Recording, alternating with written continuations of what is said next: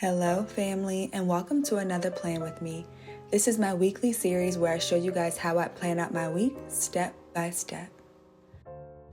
First off, I always start off with time with God. I finally got back into a nice flow and I'm able to stay focused. And right now I'm studying the fruits of the Spirit, and it's been an amazing experience. Once I wrap up my time with God, the next thing I start to do is get ready to actually do my empty out session.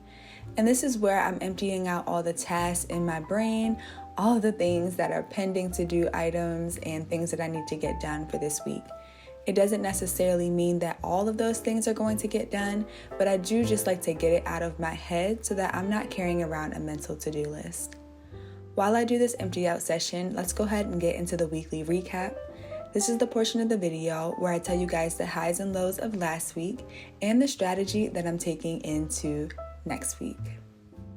So for the highs, number one, I am so proud of myself because as I'm recording this, it will mark 40 days that I've been consistent with working out.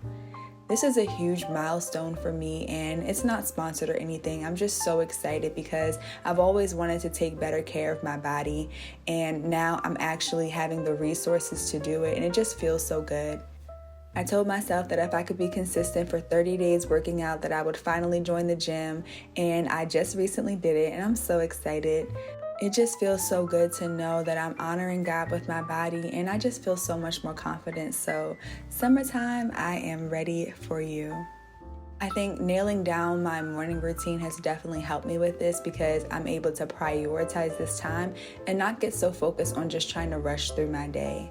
I do have a video that shows my full morning routine. If you're interested, I'll leave it in the description box below. But if you don't have a morning routine already, you definitely need to get one. It's been setting the tone for my day and just making it so much easier for me to be productive and feel energized throughout the day.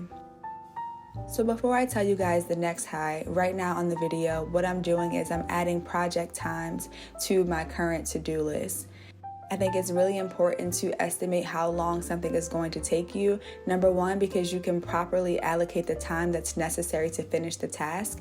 And also it just gives you a more realistic picture of how long something will actually take.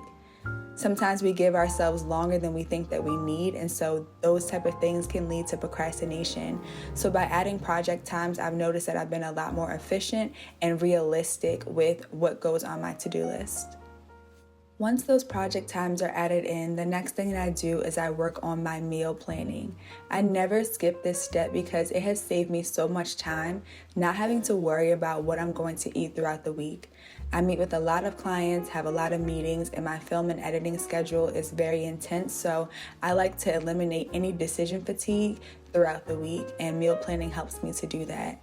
I go grocery shopping every single week, and it's one of the ways that gets me out the house, number one, but also grocery shopping is just very relaxing to me, so I enjoy it. If you're not already meal prepping, definitely consider doing that. You're able to put better food in your body, and you just feel better throughout the week knowing that's one less thing that you have to think about. So back to the highs of this week. So I already told you guys that I've been consistent working out for 40 days, and I recently just joined the gym. The next high was that I realized that I reached 1 million views on YouTube.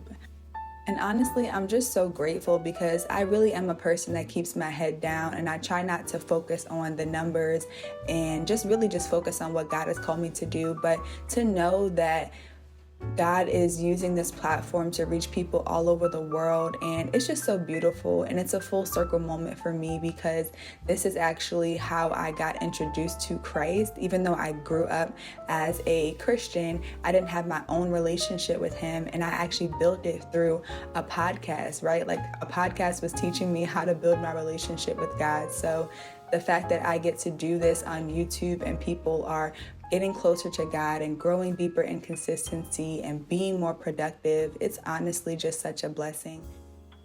Now the lows for last week was I was definitely kind of distracted. I felt like I got to a point where, number one, we're getting ready to go away from my sister's 16th birthday. So I think a lot of my energy has been focused on that and just looking forward to just resting and getting out of this environment. And so that's probably one of the reasons why I was a little distracted. I had the plans and the to-do list laid out, and I was showing up for my tasks. It was just taking a little bit longer because my mind was wandering. I also recently got back into journaling because I did realize that my thoughts were wandering and I was having trouble focusing. And one of the reasons was because I stopped journaling. I was spending my quiet time with God, but I wasn't actually taking the time to process my own thoughts. And that's something that was very crucial in my routine before. So I've recently brought that back, and I've noticed that I'm able to focus a lot more now. Now, the strategy that I'm taking into next week is I'm just going to focus on solidifying my nighttime routine.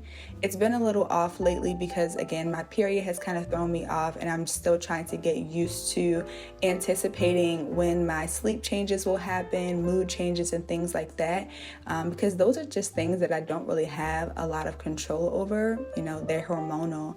So when I can really just track them efficiently, I'm able to show up better, and I realize that my nighttime routine has been off.